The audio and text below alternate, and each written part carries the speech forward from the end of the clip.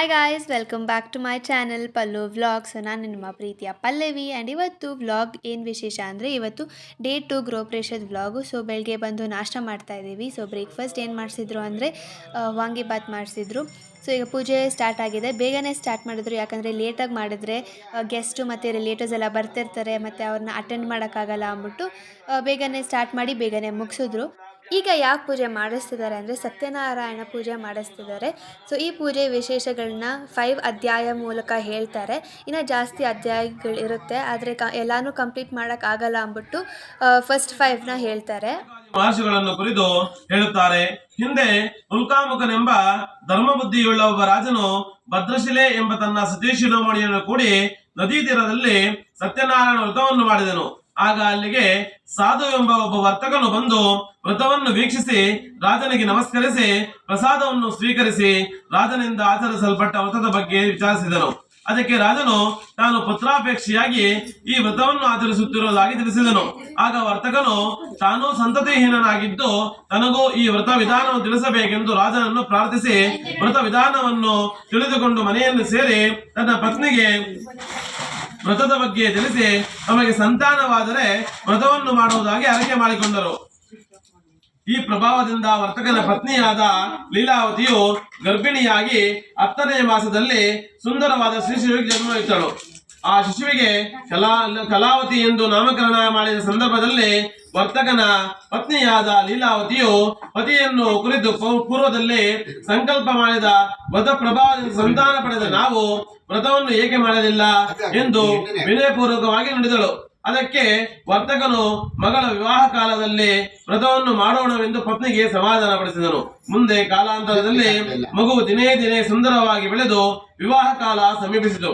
ಇದನ್ನು ಗಮನಿಸಿದ ವರ್ತಕನು ತನ್ನ ಕುಲಾಚಾರದಂತೆ ದೂತನನ್ನು ನೇಮಿಸಿ ತನ್ನ ಮಗಳಿಗೆ ಅನುರೂಪನಾದ ವರನನ್ನು ಹುಡುಕಿಕೊಂಡು ಬರುವಂತೆ ಆಜ್ಞಾಪಿಸಿದನು. ಅದರಂತೆ ಆ ದೂತನು ವರ್ತಕನ ಮಗಳಿಗೆ ಅನುರೂಪನಾದ ವರ್ತಕ ಪುತ್ರನನ್ನು ಕರೆತಂದನು. ಸುಂದರನು ಗುಣಸಂಪನ್ನನೂ ಆದ ವರನನ್ನು ಕಂಡ ವರ್ತಕನು ತನ್ನ ಕುಲ ಧರ್ಮದಂತೆ ತನ್ನ ಮಗಳೊಡನೆ ವಿವಾಹ ಮಾಡಿಕೊಟ್ಟನು. ಆದರೆ ಕಾಲಕರ್ಮವಶದಿಂದ ಆ ವರ್ತಕನಿಗೆ ಧರ್ಮಕ್ಕನುಗುಣವಾಗಿ ಅಳಿಯನೊಡನೆ ವ್ಯಾಪಾರಕ್ಕಾಗಿ ಹೊರಟು ರತ್ನಸಾರವೆಂಬ ಮನೋಹರವಾದ ಪಟ್ಟಣವನ್ನು ಸೇರಿದನು. ವ್ರತ ಸಂಕಲ್ಪವನ್ನು ಮರೆತ ವರ್ತಕನಿಗೆ ಸಹಿಸಲು ಅಸಾಧ್ಯವಾದ ದುಃಖ ಪ್ರಾಪ್ತಿಯಾಗಲೆಂದು ಶ್ರೀ ಸತ್ಯನಾರಾಯಣನು ಶಾಪವನ್ನು ಕೊಟ್ಟನು. ವರ್ತಕರಿರುವರು ಚಂದ್ರಕೇತು ಎಂಬ ರಾಜನ ಆಳ್ವಿಕೆಗೆ ಒಳಪಟ್ಟ ಆ ರಾಜ್ಯದ ಮುಖ್ಯ ಪಟ್ಟಣಕ್ಕೆ ಬಂದರು. ಸ್ವಾಮಿಯ ಶಾಪದಂತೆ ರಾಜದ್ರವ್ಯವನ್ನು ಅಪಹರಿಸಿದ ಕಳ್ಳರು ರಾಜಭಟರಿಂದ ಹಿಂಬಾಲಿಸಿದವರಾಗಿ ವರ್ತಕರಿರುವ ಸ್ಥಳಕ್ಕೆ ಬಂದು ಅಲ್ಲಿಯೇ ದ್ರವ್ಯವನ್ನು ಬಿಟ್ಟು ಓಡಿ ಹೋದರು. ದ್ರವ್ಯದ ಬಳಿಯಲ್ಲಿರುವ ವರ್ತಕರೇ ಕಳ್ಳರೆಂದು ಭಾವಿಸಿದ ರಾಜಭಟರು ಅವರ ಮಾತನ್ನು ಕೇಳದೆ ರಾಜನ ಬಳಿಗೆ ಕರೆತಂದು, ಪ್ರಭುವೇ, ಕಳ್ಳರನ್ನು ಹಾಗೂ ದ್ರವ್ಯವನ್ನು ಹಿಡಿದು ತಂದಿದ್ದೇವೆ, ಶಿಕ್ಷೆಯನ್ನು ಅಪ್ಪಣೆ ಕೊಡಿಸಿ ವ್ರತವನ್ನು ಕಂಡವಳಾಗಿ ಭಕ್ತಿಯಿಂದ ಪ್ರಸಾದ ಭಕ್ಷಿಸಿ ಮನೆಗೆ ಹಿಂದಿರುಗಿದಳು. ಹೀಗೆ ತಡವಾಗಿ ಬಂದ ಮಗಳನ್ನು ಕಂಡ ತಾಯಿಯಾದ ಲೀಲಾವತಿಯು, ಮಗಳೇ, ಇದುವರೆಗೂ ಎಲ್ಲಿಗೆ ಹೋಗಿದ್ದೆ ಎಂದು ಪ್ರಶ್ನೆ ಮಾಡಿದಳು. ಅದಕ್ಕೆ ಕಲಾವತಿಯು ತಾನು ಕಂಡ ಸತ್ಯನಾರಾಯಣ ವ್ರತದ ಬಗ್ಗೆ ತಿಳಿಸಲು ಲೀಲಾವತಿಗೆ ವ್ರತ ಸಂಕಲ್ಪದ ನೆನಪಾಗಿ ಯಥಾಶಕ್ತಿಯಾಗಿ ಸತ್ಯವ್ರತವನ್ನು ಆಚರಿಸಿ ತನ್ನ ಪತಿಯಿಂದಾದ ಸರ್ವ ಅಪರಾಧಗಳನ್ನು ಕ್ಷಮಿಸುವಂತೆ ಸ್ವಾಮಿಯಲ್ಲಿ ಪ್ರಾರ್ಥನೆ ಮಾಡಿದಳು. ಇದರಿಂದ ಸಂತುಷ್ಟನಾದ ಸ್ವಾಮಿಯು ಚಂದ್ರಕೇತು ರಾಜನ ಸ್ವಪ್ನದಲ್ಲಿ ಕಾಣಿಸಿಕೊಂಡು, ರಾಜನೇ, ನೀನು ಬಂಧನದಲ್ಲಿಟ್ಟಿರುವ ವರ್ತಕರಿರುವರನ್ನು ಅವರ ದ್ರವ್ಯ ಸಹಿತವಾಗಿ ಬಿಟ್ಟು ಬಿಡು, ಇಲ್ಲವಾದರೆ ನೀನು. ಮರುದಿನ ರಾಜನು ಸ್ವಾಮಿಯ ಆಜ್ಞೆಯಂತೆ ವರ್ತಕನನ್ನು ಕರೆಸಿ ತನ್ನ ಸ್ವಪ್ನ ವೃತ್ತಾಂತವನ್ನು ತಿಳಿಸಿ, ದೈವಯತ್ನದಿಂದ ನಿಮಗೆ ಇಂತಹ ದುಃಖ ಒದಗಿ ಬಂದಿದೆ, ಭಯಪಡಬೇಡಿರೆಂದು ಸಮಾಧಾನ ಹೇಳಿ ಅವರಿಗೆ ಕಾರಾಗೃಹ ಪ್ರಾಯಶ್ಚಿತ್ತಗಳನ್ನು ಮಾಡಿಸಿ ಅವರ ದ್ರವ್ಯಕ್ಕೆ 2ರಷ್ಟು ದ್ರವ್ಯಗಳನ್ನು ನೀಡಿ ಸಮಾಧಾನ ಪಡಿಸಿ ಅವರ ಪಟ್ಟಣಕ್ಕೆ ಹೋಗುವಂತೆ ಸೂಚಿಸಿದನು.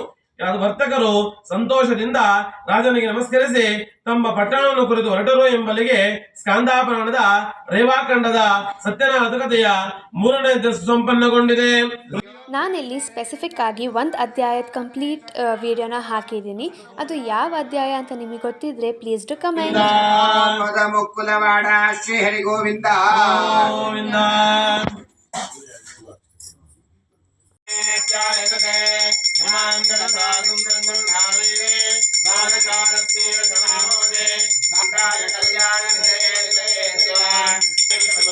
ಲಕ್ಷ್ಮೀ ನಾರಾಯಣ ನಾರಾಯಣ ಸತ್ಯನಾರಾಯಣ ಹಾಗಾಗಿಯೇ ನನ್ನು ನಾ ಬೇಡೆನು ಧನ ಕನ ಬೇಕೆಂದು ನಾಗೆ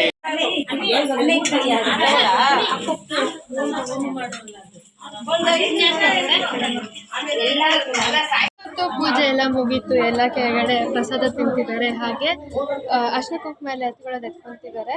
ಹಾಗೆ ಊಟಕ್ಕೂ ಕೂಡ ಹೋಗೋರಿದ್ದಾರೆ. ನಾನು ಇಲ್ಲಿ ಫೋಟೋಶೂಟ್ ಮಾಡ್ಕೊಳ್ಳೋದು ಅಂತ ಮೇಲೆ ಬಂದೆ. ಕೆಳಗಡೆ ಫ್ಯಾಮಿಲಿ ಫೋಟೋ ತೆಗೆಸ್ಕೊತಿದ್ದಾರೆ. ಸೊ ಅದಕ್ಕೆ ನಮ್ಮ ಚಿಕ್ಕಿಯವರು ಈಗ ಬರ್ತಿದ್ದಾರೆ ಆಟೋ ಸ್ಟ್ಯಾಂಡಿಂದ. ಈಗ ಪಾಪ ಹೋಗಿದ್ದಾರೆ ಕರ್ಕೊಬರೋಕ್ಕೆ. ಅದಕ್ಕೆ ನಾನು ಮತ್ತು ಎಲ್ಲೋದ ಚಿಂಟು ನಾನು ಮತ್ತು ನನ್ನ ಫೋಟೋಗ್ರಾಫರ್ ಚಿಂಟು, ಸದ್ಯಕ್ಕೆ ಫೋಟೋಗ್ರಾಫರ್ ಚಿಂಟು ಇವಾಗ ಟೆರೆಸ್ ಮೇಲೆ ಬಂದಿದ್ದೀವಿ. ಸೊ ಫೋಟೋಶೂಟ್ ಮುಗಿಸ್ಕೊಂಡು ಆಮೇಲೆ ಕೆಳಗಡೆ ಹೋಗ್ತೀವಿ. ಫೈನಲಿ ನಮ್ಮ ಚಿಕ್ಕಿ ಕೂಡ ಬಂದರು. ಸೊ ಅವರು ಬಂದು ಮನೆಯೆಲ್ಲ ನೋಡ್ತಿದ್ದಾರೆ, ಹೇಗೆ ಕಟ್ಟಿದ್ದಾರೆ ಏನು ಅಂತ ಎಲ್ಲ. ಹಾಗೆ ಇವಾಗ ಟೈಮ್ ಬಂದು 12 o'clock ಆಗಿತ್ತು. ಸೊ ಅದಕ್ಕೆ ನಾವು ಊಟ ಮಾಡೋಣ ಅಂತ ಬಂದ್ವಿ. ಊಟಕ್ಕೆ ಒಂದು 3 to 4 ಟೈಪ್ಸ್ ಆಫ್ ಪಲ್ಯ, ಪಾಯಸ ಮತ್ತು ಸ್ಪೆಷಲಾಗಿ ಪೇಣಿ ಕೂಡ ಮಾಡಿಸಿದ್ರು, ನಮ್ಮ ಮಮ್ಮಿ ಫೇವ್ರೆಟ್. ಹಾಗೆ ಪೂರಿ ಮತ್ತು ಚೆನ್ನ ಮಸಾಲ ಮಾಡಿಸಿದ್ರು. ವೇಸ್ಟ್ ಮಾಡೋದೇ ಹೇಳಿ, ಏನು ನೆಟ್ಟಿಗೆ ತಿನ್ನಲ್ಲ. ಪೇಣಿ ಹೊಸದಾಗಿ ಚೆನ್ನಾಗಿ ಒಂದು ನ್ಯೂ ರೆಸಿಪಿ ಮಾಡ್ತಾರೆ, ಅದು ನೋಡಿ. ಬಾಯ್ಲಿಕ್ಲೋ ಬೇಡ ಅಂತ ಮಾಡ್ತಾರೆ. ನ್ಯೂ ಅಲ್ಲ ಗೊತ್ತು, ಆದರೂ ಇವರು ವೆರೈಟಿಗೆ ಒಂದು ಪೇಣಿ ಮಾಡ್ತಾರೆ ಸ್ವೀಟ್ ಬದಲು. ತಿನ್ನೋಕ್ಕೆ ಅಳ್ತವಳೆ. ನಮ್ಮದೆಲ್ಲ ಖಾಲಿ ಆಯಿತು ನೋಡಿ. ನಮ್ಮ ಮಮ್ಮಿ ನೋಡಿ, ನಮ್ಮ ಮಮ್ಮಿ ಫೇವ್ರೆಟ್. ಬೇಡ ಬೇಡ ಆ ಕಡೆಯಿಂದ ಹೋಗು.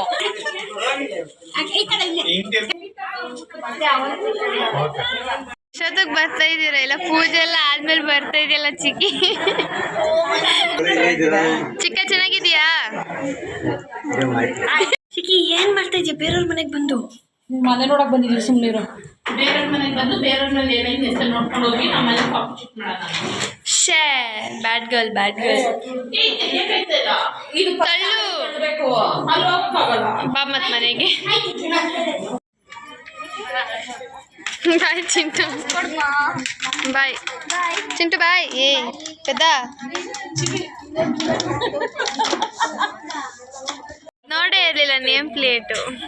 ನಮ್ಗೆ ಊರಿಗೆ ಹೋಗಕ್ಕೆ ಇಷ್ಟ ಇರಲಿಲ್ಲ, ಗೈಸ್ ನಾನು ಈಗ ಮನೆ ಹತ್ರಕ್ಕೆ ನಡ್ಕೊಂಡು ಹೋಗ್ತಾ ಇದ್ದೀನಿ. ಏನಕ್ಕೆ ಅಂದರೆ ಅಜ್ಜಿ ಟ್ರಿಬಲ್ಸ್ ಹಾಕ್ಕೊಂಡು ಬರೋಕ್ಕಾಗಲ್ಲ, ನಾನು ಅಜ್ಜಿ ಮಮ್ಮಿ ಅಂದ್ಬಿಟ್ಟು.